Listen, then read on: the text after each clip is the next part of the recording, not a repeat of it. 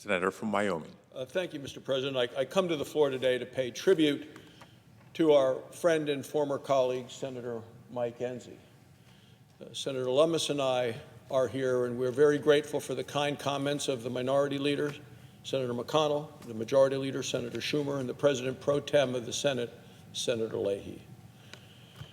Mike Enzi was my colleague, he was my mentor, he was my friend. Today, my wife Bobby and I, along with all of the people of the state of Wyoming, and all of his friends and admirers here in the United States Senate, and we are joined on the floor by many of his former staffers, many of whom still work here. All of us mourn his passing. For nearly a quarter of a century, Mike Enzi represented the people of Wyoming in this very body in the United States Senate.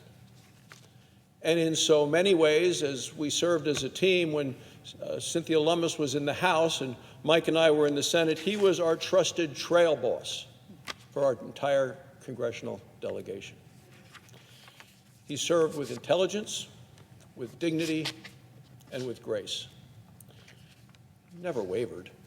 His commitment was to God, to his family, to country, to Wyoming. It was an incredible honor and a great privilege for my wife Bobby and for me to serve the people of Wyoming alongside Mike Enzi and his wife Diana. Mike was born in the middle of World War II. He was in Washington State at the time because that's where his father was stationed. After the war, the family moved back to Thermopolis, Wyoming, my wife's hometown, and then to Sheridan, Wyoming. As all of us know, Mike was an Eagle Scout. So was his son Brad and his grandson Trey. They followed in his footsteps. Later in life, he was awarded the Distinguished Eagle Scout. He went on, he studied accounting, he earned a business degree, and he focused on marketing. He was pretty good at it. He served in the Wyoming Air National Guard, and he was 6 years a tech sergeant. In 1969, Mike and Diana were married. 1 week later, they moved to Gillette and they opened a small business known as Enzi Shoes. Enzi like his name, but the letter N and the letter Z, Enzi Shoes. The little business wasn't that little for long. He opened a second store in Sheridan and then to Miles City, Montana. Mike ran for mayor of Gillette, served 2 4-year terms. He often called being mayor the toughest job in politics. And Mike performed flawlessly. With the help of his business skills, Gillette went into an economic boom. He served 10 years in the Wyoming legislature as both a state representative and a state senator. When he came here to the Senate, Mike became a leading voice on budgets, on taxes, and on health care issues.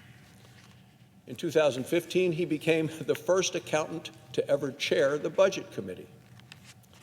He brought to Washington the valuable lessons that he had learned in the Wyoming legislature, and he put them to use right here.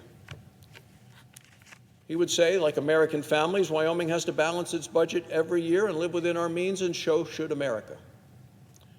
Under Mike's leadership, Congress passed 3 consecutive balanced budget resolutions. During his time as chairman, Congress also passed the largest tax cuts and reforms in a generation, and those tax cuts gave us the best economy of our lifetimes. Mike also chaired the Health, Education, Labor, and Pension Committee in the Senate. As chairman, he spearheaded the most significant pension reform in 30 years. Mike's legacy in the United States Senate also includes improving mine safety, helping end the AIDS epidemic in Africa, passing mental health parity. His highest priority, of course, was always helping the people of Wyoming. Over his 24 years in office, Mike and his capable staff helped the people of Wyoming through more than 15,000 pieces of casework. They helped veterans get the benefits that they had earned. They helped seniors get Social Security. They helped people become naturalized citizens. When he announced his retirement, he said, "I am an advocate for Gillette and Campbell County and Wyoming." He said, "Everyone lives at the local level. No one lives at the federal level or even the state level. He said, Diana and I are your Chamber of Commerce and your economic development people for every town and county in Wyoming all the time. Mike started several annual events in Wyoming to boost Wyoming. One was the Inventors Conference, another the Procurement Conference, and then Wyoming Works Tour. In 2009, Mike and I started Wyoming Wednesdays. This is when people from around Wyoming come to Washington and we get together, our delegation, for coffee, for donuts, and for fellowship. We're proud to continue the tradition today. Above all, Mike was a moral leader in the Senate. He taught Sunday school for decades, and he learned from the best. Mike's first Sunday school teacher was in Thermopolis, Wyoming, and his teacher was my wife Bobby's mother, Geraldine Brown. And Mike Enzi was her star pupil. She actually gave Mike his first Bible. Well, that benefited all of us, because decades later, Mike Enzi became a leader of our bipartisan Senate prayer breakfast. As a member of that group, I saw firsthand how Republican and Democrat senators looked to Mike Enzi for moral and ethical guidance. He was a guiding light. On my first day in the Senate, Mike gave me this book. It's called One Quiet Moment, and it's a daily prayer devotional. This is how he inscribed it in 2007. He said, John, here's a book that has helped me through 11 years of the Senate. He said, it's amazing how often the message of the day relates to what's going on in my life. He said, these messages provide strength. Mike Enzi, June 2007.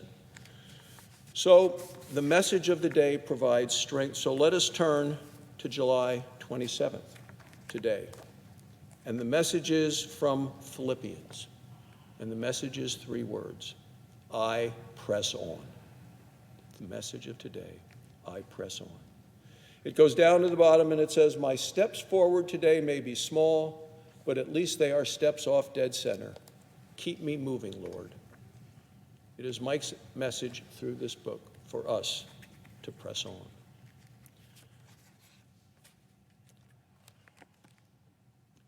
As I said, Mike Enzi was a moral compass for many of us, and he always pointed true north.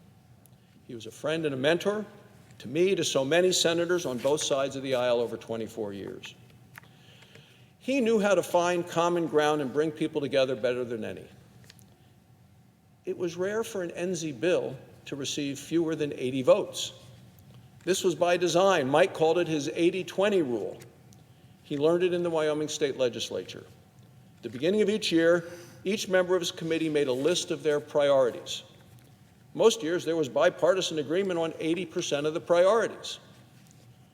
Mike Enzi would then focus on that 80% on which they agreed, and he would leave out the 20% on which they disagreed.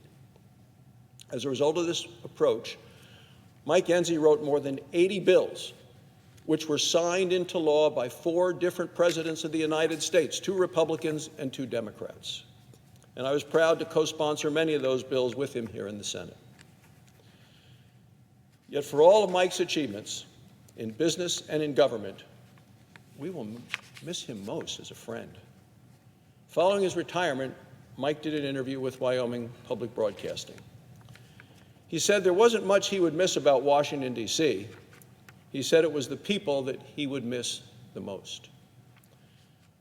Mike had a dedicated, hardworking, and loyal staff. Some of them returned to Wyoming, others still serve in this body today, and a number have joined us on the floor. Mike gave much of the credit for his success to these folks, and I know they are all feeling a huge loss today. Mike used to say there aren't many things better than being a senator from Wyoming, but he used to joke 2 of them are fly fishing and being a grandfather. Mike had a great love of nature, which is easy when you live in Wyoming. Mike was an accomplished and an avid fly fisherman. In fact, in August of 2015, he achieved every fly fisherman's dream. He completed something known as Wyoming's Cut Slam. This is a Wyoming game and fish department program which increases appreciation for our native cutthroat trout. Yet, Mike would tell you the achievement that he was most proud of is, of course, his family. He is survived by his wife, Diana, his children, Amy, Emily, and Brad, and his grandchildren, Megan and Allison, Trey, and Lily.